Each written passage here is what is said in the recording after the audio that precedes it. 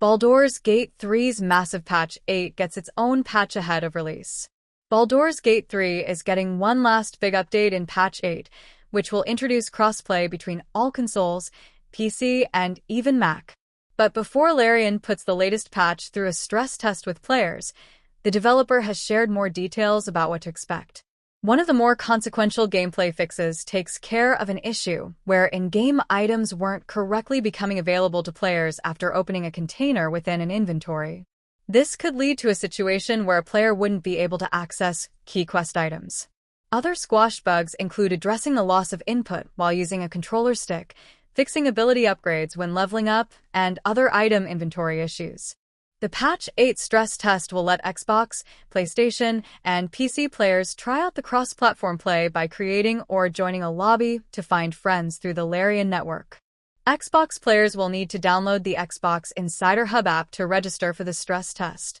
However, Larian notes that the stress test will be going out in waves of players, and registering for it doesn't guarantee that players will be able to participate. Photo mode, which is debuting with Patch 8, is getting several improvements too.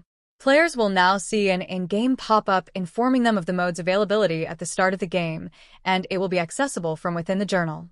For those playing on a Steam Deck, the game will now use the device's built-in screenshot function so that pictures are easier to access. Moreover, snapping photos of characters and creatures will be easier with fixes to poses and look-at-camera options. These adjustments should make this mode a more enjoyable experience for players looking to unleash their inner fanatic. Additionally, this update will be shoring up a variety of bugs found throughout the game. With the user interface getting some polish, crashes being handled, and scripting issues related to the 12 new subclasses being addressed. It's tackling many quality-of-life issues that players should appreciate. Incoming bug fixes. Along with the new features, we're continuing to clean up animation pops, clipping, and have fixed bugs, including the likes of fixed a save game issue, where you wouldn't get the appropriate amount of umbral gems for the Gauntlet of Shar. Fixed an issue causing you to get stuck at a 0% loading screen when attempting to join a multiplayer session that uses mods. Your character will no longer think Shadowheart is dead if she isn't when talking to. Halcyon will now show up to your camp in Act 2 as long as you save him, even if you happen to skip the celebration with the Tieflings at camp. Improved performance in the Adamantine Forge. Minthara will now comment on reveal.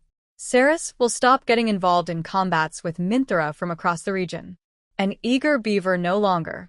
We've also reminded Minthara that knocked out does not mean dead, so she'll more reliably appear in Moonrise Towers. Fixed companions' lines getting cut off prematurely after Gale at the end of the game. Fixed a bug preventing WYLL from commenting on Astarion holding a blade to your throat during Astarion's recruitment dialogue by the beach.